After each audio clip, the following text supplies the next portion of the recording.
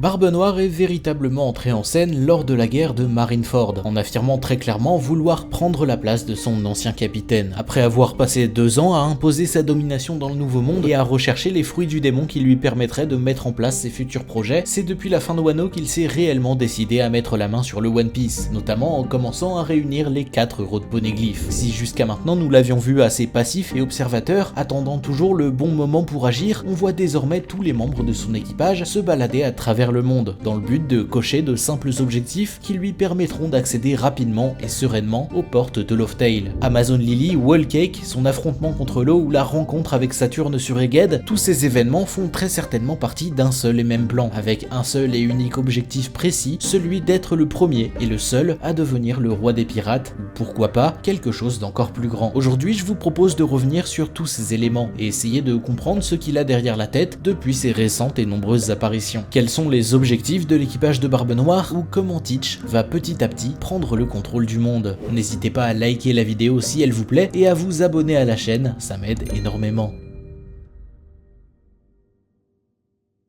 Voler les héros de Poneglyph du premier qui passera proche de Winner Island, se rendre sur un Whole Cake affaibli par l'absence de Big Mom et le précédent passage de Luffy pour capturer Pudding et obtenir un moyen de déchiffrer ses 4 stèles, arriver avant la marine sur Amazon Lily pour s'emparer du fruit du démon de Boa Hancock, capturer Kobe pour faire pression sur le gouvernement et faire affilier son propre royaume, ou encore se rendre sur Egghead, profiter du chaos et des pouvoirs de Katarina Devon afin de voler l'apparence d'un des 5 dirigeants actuels du monde. Toutes ces étapes, si elles ne sont pas toutes encore très claires, font sans aucun doute partie d'un seul et même plan qui permettra à Barbe Noire d'atteindre les plus hauts sommets du monde. Pour réussir à faire tout ça, lui et son équipage sont extrêmement bien organisés. Ils se divisent en plusieurs groupes et parcourent les mers du monde entier dans le but de cocher le plus rapidement possible et le plus efficacement possible ces quelques missions simples. Et c'est depuis qu'on a pu assister à tout ça qu'on comprend pourquoi Barbe Noire cherchait à mettre la main sur de puissants fruits du démon. Il ne cherche pas simplement à former un équipage fort qui pourra vaincre tous ceux qu'il croise, il cherche avant tout des pouvoirs utiles et capables de l'aider à atteindre son objectif le plus précieux. Ainsi, Vanaugure et son fruit de la téléportation est certainement l'exemple le plus frappant, puisqu'il apparaît beaucoup plus régulièrement que les autres, notamment pour les missions d'infiltration, comme celle pour Whole Cake ou pour Egghead, dans lesquelles il peut venir et repartir aussi vite que possible. Maintenant, et depuis la fin de Wano et la chute de Kaido et Big Mom, l'équipage de Teach est véritablement passé à l'action, et aujourd'hui, chacun des membres de cet équipage sont apparus au moins une fois pour accomplir les quelques missions qu'on a vues juste avant. Que ce soit Burgess, Doc Q, Vanaugure et Teach face à l'eau, Katarina Devon et Vasco Shot sur Amazon Lily, ou même Shiryu, San Juan Wolf, Avalo Pizarro et même Aokiji sur la ruche. Enfin, je dis tous, mais vous l'aurez sûrement remarqué dans la liste que je viens de faire, parce que un seul d'entre eux ne s'est pas encore montré au cours de ces récents événements. Apparu pour la dernière fois au chapitre 803, juste avant de rejoindre Burgess sur l'île de Baltigo pour tendre une embuscade à l'armée révolutionnaire, Lafitte est le seul qui ne s'est pas encore montré une seule fois depuis la fin de Wano, ni dans les quelques missions qu'on a citées juste avant, ni même en train de défendre la ruche avec les autres face à Garp et à l'unité du Sword. Et toutes les théories qu'on va faire aujourd'hui vont partir de ce constat, de cette absence qui m'a personnellement beaucoup étonné et qui naturellement me fait me poser énormément de questions. Parce qu'on remarque quand même quelque chose dans l'équipage de Barbe Noire, c'est qu'ils sont très organisés, et normalement tout le monde a un rôle, important ou non à jouer, mais normalement personne ne fait rien. Quand ils n'ont rien à faire de spécial, on voit qu'ils restent sur la ruche pour défendre le territoire, garder les prisonniers et tout ce qui va avec. Si même ici Lafitte n'est pas encore apparu, c'est forcément qu'il est autre part, qu'il fait autre chose, quelque chose que, pour le moment, Oda ne tient pas encore à révéler. Si son absence me fait me poser autant de questions, c'est pas pour rien. C'est parce que, et de manière générale, Lafitte est un personnage très spécial, un personnage rempli de mystères, encore plus qu'un perso qui n'aurait simplement pas encore été développé. Depuis sa première apparition, on sait que Lafitte a des secrets, des pouvoirs très spécifiques qui n'ont pas encore été révélés, et il est certain, un membre que Barbe Noire n'a pas sélectionné pour rien. Souvenez-vous, au chapitre 234, Lafitte a été capable de se rendre au plus haut sommet de Marigeoise, sans jamais se faire repérer, avec pour seul but de recommander Barbe Noire au poste de grand corsaire, laissé vacant par Crocodile depuis Alabasta.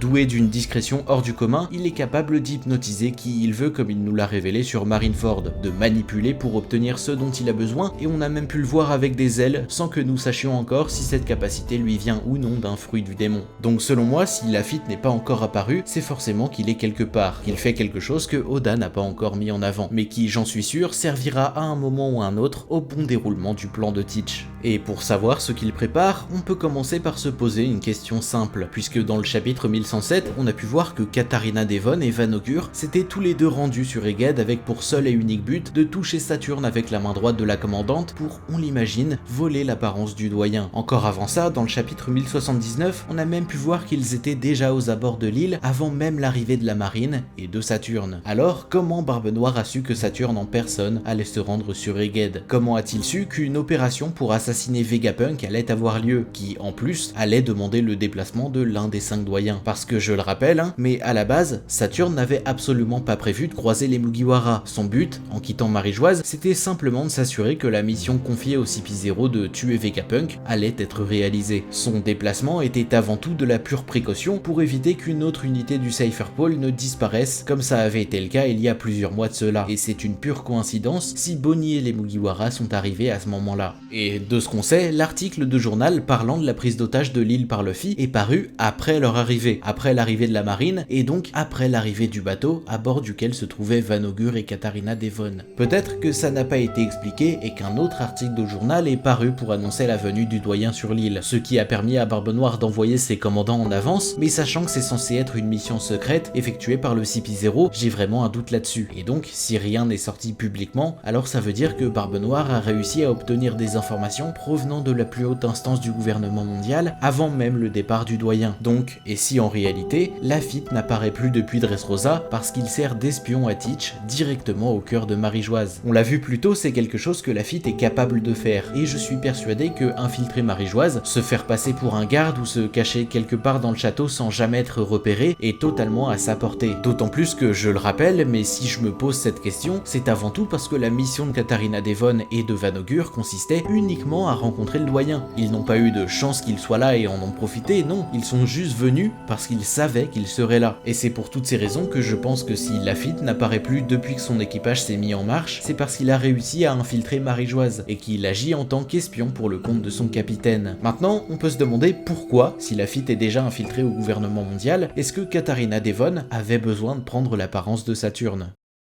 Avoir un espion au sein du gouvernement peut s'avérer utile dans certaines circonstances, et notamment bien sûr obtenir des informations essentielles qu'on ne pourrait pas obtenir autrement. Mais je pense que maintenant le principal problème de Teach, c'est la passivité. Un espion, tout ce qu'il fait c'est regarder, écouter. En gros il n'agit pas tout simplement parce qu'il ne peut pas. Maintenant que Katarina Devon peut prendre le visage de Saturne, ils vont certainement réussir à directement infiltrer le gouvernement mondial, afin de, cette fois-ci, avoir un réel impact sur les décisions prises par les doyens. Évidemment aujourd'hui on peut soulever pas mal de problèmes à ce plan, parce que les événements actuels font que les agissements de Barbe Noire vont certainement être compris et anticipés par les doyens. Saturne va pouvoir leur expliquer, et à moins qu'ils ne connaissent pas les pouvoirs de Devon, normalement ils ne vont pas se faire avoir. C'est pour ça que le plan de Barbe Noire est peut-être pas aussi précis que ce qu'on imagine. Mais aujourd'hui c'est pas vraiment là-dessus qu'on va s'intéresser. Aujourd'hui on va simplement voir pourquoi est-ce qu'il est intéressant pour Teach de voler l'apparence d'un des 5 doyens, à quoi ça va lui servir réellement, sans forcément entrer dans le comment il va s'y prendre, parce que malheureusement je pense que c'est encore trop flou pour pouvoir répondre précisément à cette question.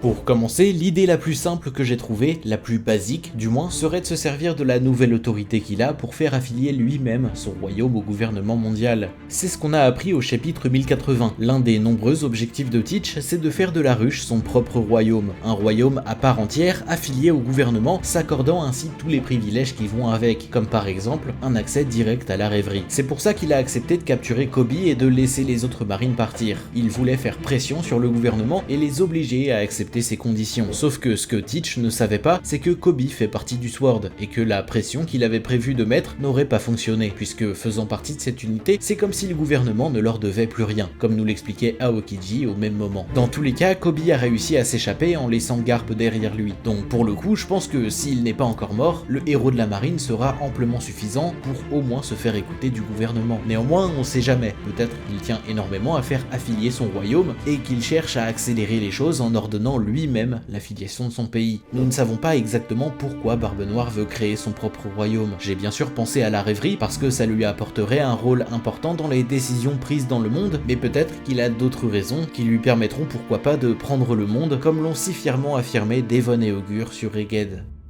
Malgré tout, et c'est là que selon moi la théorie va prendre tout son sens, puisque ce n'est pas la seule raison qui pourrait pousser Barbe Noire à prendre l'apparence d'un des 5 doyens, parce que rappelez-vous, l'enjeu principal de son objectif commun à Luffy, à savoir devenir le prochain seigneur des pirates, c'est avant tout de mettre la main sur les 4 road poneglyphes. Puisque Law a navigué avec Luffy depuis leur entrée dans le Nouveau Monde, il est quasiment certain que lui aussi possédait 3 road poneglyphes. Alors, en le rencontrant sur Winner Island, en le battant et en volant les stèles qu'il avait accumulées jusque-là, Barbe Noire se retrouve désormais dans l'exacte même situation que Luffy, se retrouvant face à un dernier road poneglyph disparu depuis près de 20 ans, avec pour seul indice la légende d'un homme arborant une mystérieuse cicatrice de feu. À l'heure actuelle, nous n'avons aucune idée de qui est cet homme. Il y a bien sûr beaucoup de théories plus ou moins crédibles que j'ai d'ailleurs déjà eu l'occasion d'aborder sur cette chaîne, et c'est justement sur l'une d'elles qu'on va prendre le temps de revenir, puisque c'est au début du chapitre 1081 que Shiryu nous partageait sa propre théorie. Pour lui, l'homme à la cicatrice de feu serait quelqu'un qui travaillerait pour le gouvernement mondial. Il justifie ça d'une part en mettant l'accent sur l'immense part d'ombre qui constitue l'organisation de Him, de sa volonté à cacher l'histoire et notamment faire oublier sa propre création. Et d'autre part, l'ancien gardien d'Impel Down soulève quelque chose d'essentiel, qui est que si le gouvernement cherche réellement à faire en sorte que les 4 road poneglyphes ne soient jamais réunis, alors il ferait mieux d'en posséder au moins un, puisque tant qu'ils en ont un avec eux, ils sont sûrs que personne ne pourra se rendre sur Laugh Tale, à moins de les attaquer directement. En partant de ça et de la simple supposition que Shiryu a faite pendant l'ellipse en rencontrant Aokiji, il est possible que Barbe Noire ait réussi à obtenir de nouvelles informations concernant cette mystérieuse légende. Il aurait eu la confirmation que la théorie de son commandant est vraie, ce qui l'aurait poussé à envoyer Katarina Devon sur Egghead afin d'user de ses pouvoirs et réussir à voler le poneglyphe disparu. De mon côté, la théorie de Zoro par exemple me convainc beaucoup. Depuis qu'on a quitté Wano, tout nous porte à croire qu'en ayant protégé les travaux des archéologues d'Ohara, il est devenu le gardien de la dernière stèle rouge. J'aime aussi beaucoup l'idée que Roger aurait pu confier la dernière clé à un proche à lui, puisqu'en apprenant toute la vérité sur le monde et en comprenant qu'ils étaient arrivés trop tôt, il est certain que Roger a compris l'importance de revenir plus tard. Il aurait donc pu prendre les devants en chargeant un membre de son équipage d'une mission toute particulière. Il y a encore beaucoup de théories qui mentionnent l'homme à la cicatrice de feu. Néanmoins, si Shiryu a pensé à isoler l'un des 4 road poneglyphes pour qu'ils ne soient jamais réunis, ça veut forcément dire que le gouvernement y a pensé aussi. Est-ce qu'ils ont réussi? Peut-être pas, mais ils y ont forcément pensé. Personnellement, j'aime bien l'idée que l'homme à la cicatrice de feu serait directement Him, qui en 800 ans a forcément quitté Marie-Joise à un moment ou un autre et aurait pu naviguer dans ce fameux bateau noir, en prenant la précaution de ne jamais laisser personne s'en approcher, en créant d'une façon ou d'une autre ces fameux vortex autour de lui, apparaissant si rarement qu'il a laissé derrière lui cette légende de l'homme dont le visage est marqué d'une cicatrice si caractéristique. En prenant l'apparence d'un des 5 doyens, il pourrait ainsi infiltrer le gouvernement et finalement mettre la main sur le dernier road poneglyph, ce qui leur ferait prendre une avance considérable par rapport à tous ses autres concurrents. Il y a quelque temps, j'ai sorti une vidéo théorisant sur les pouvoirs du Gorosei. Dans cette théorie, je vous disais que les pouvoirs des 5 doyens ne proviennent sûrement pas de 5 fruits du démon, que l'immortalité dont ils ont fait preuve au travers de flashbacks ne vient pas non plus de ces pouvoirs, ni même de l'opération de jouvence qui aurait été répétée 5 fois supplémentaires. Selon moi, les pouvoirs que les doyens sont en train de montrer sur Egghead proviennent d'un seul et unique fruit détenu lui-même par Him. Je pense que Him a créé de toutes pièces les démons que sont les 5 doyens, des monstres qui ont la capacité de prendre une forme humaine et dont l'immortalité n'est due qu'à celle que Him s'est offerte il y a de cela 800 ans. Pour faire très simple et ne pas refaire 2 fois la même vidéo, pour affirmer ça je me base notamment sur la tâche fastidieuse qu'est de donner l'immortalité à non pas une seule mais bien 6 personnes, à la tâche tout aussi éprouvante de mettre la main sur non pas un mais bien 6 fruits du démon aux pouvoirs liés et très similaires, comme on l'a vu notamment avec la télépathie dont ils sont doués ou même la possibilité de se téléporter ou s'invoquer entre eux. Cette théorie expliquerait aussi pourquoi même Luffy n'arrive pas à leur faire de dégâts, puisque pour réussir à les faire tomber, c'est à Him qu'il faut s'en prendre et lui faire perdre les contrôles de ses pouvoirs, un peu à la manière de Sugar sur Dressrosa et du contrôle qu'elle exerçait sur les jouets. C'est assez grossièrement résumé, je vous invite à aller voir la vidéo, mais en gros, Him posséderait un fruit du démon très spécial et très puissant, qui lui aurait permis de régner pendant plus de 800 ans sur le monde sans que personne ne soupçonne jamais son existence. Si Barbe Noire possède bel et bien un espion au sein du gouvernement mondial, alors peut-être qu'il a eu vent de ce qu'il s'est passé lors de la rêverie entre Cobra Ashima est le roi du monde. Peut-être que Sabo et Wapol ne sont en réalité pas les seuls témoins de cet événement, et Teach aurait eu un rapport détaillé de ce qu'il s'est passé ce jour-là et du pouvoir dont Im a fait preuve pour se débarrasser du roi d'Alabasta. Ainsi, en découvrant l'existence de Im, Barbe Noire aurait pour projet d'infiltrer le Gorosei et de voler ce mystérieux fruit du démon, et dont il aurait pourquoi pas même déjà pu entendre parler au travers de quelques légendes. Ainsi, ayant appris par l'intermédiaire de Lafitte que l'un des 5 doyens allait se rendre sur Eged, Barbe Noire aurait envoyé 2 de ses meilleurs éléments pour pouvoir voler l'apparence de Saturne dans le but de tendre un piège à l'actuel roi du monde, devenant ainsi l'un des, si ce n'est le personnage le plus puissant qui n'ait jamais existé dans l'univers de One Piece. Bien sûr, tout ne serait pas aussi simple, parce que Barbe Noire, aussi fort soit-il, a des ennemis extrêmement sérieux et redoutables, notamment en la présence de Shanks, puisque comme on le comprend depuis quelques temps, Shanks et son équipage écument les mers justement à la recherche de Teach. Si Shanks s'est rendu à Wano après la bataille d'Onigashima, c'est parce qu'il s'attendait à voir Teach et son équipage y débarquer. Nous ne savons pas comment ni depuis combien de temps Teach a infligé sa cicatrice au mentor de Luffy. Néanmoins, ce qu'on sait, c'est que depuis ce moment-là, Shanks l'a toujours pris au sérieux. Pendant qu'il était encore chez Barbe Blanche, il le soupçonnait déjà d'attendre son moment, et lorsqu'il a trahi Newgate, le roux s'est empressé de lui faire part de ses soupçons, craignant déjà les événements qui auront lieu un peu plus tard sur Marineford. De ce fait, il est certain qu'une rencontre, et même un affrontement, aura lieu à un moment ou un autre entre les 2 pirates. Je suis certain que l'entretien entre Shanks et les doyens était centré sur Barbe Noire, qui depuis plus de 2 ans prend une place bien trop importante et menaçante dans le monde. Teach est une menace non négligeable, et je suis certain qu'il sera le plus grand et le dernier adversaire de Luffy aux portes de Loftail. Il est certain que l'homme à qui le destin a toujours souri arrivera au sommet du monde. La question qu'on peut se poser maintenant, c'est est-ce que Shanks sera capable de l'arrêter avant qu'il puisse mettre son plan final à exécution? Seulement, si Lafitte agit bel et bien au sein du gouvernement, il est possible qu'il ait entendu cette conversation avec Shanks, et si elle a bel et bien eu pour sujet son capitaine, alors on peut être sûr que Teach est déjà prêt à le recevoir.